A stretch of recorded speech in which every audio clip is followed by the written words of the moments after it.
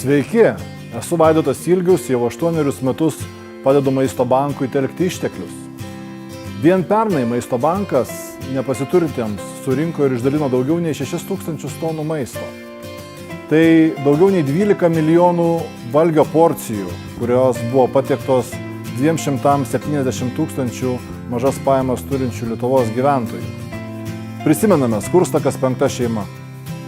Ir dėl to kiekvieną dieną 73 miestuose Maisto banko ir partnerių automobiliai išrieda į parduotuves, į maisto sandėlius, pas maisto gamintojus, kur paima jų atiduodamus maisto produktus, nuveža, sutvarko ir atiduoda tam, kad tas maistas patektų ant nepasiturinčiųjų stalo.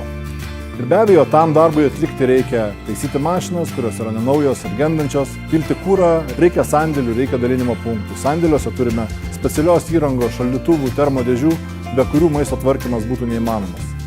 Bičiuliai, kviečiu jūs paremti Maisto banką.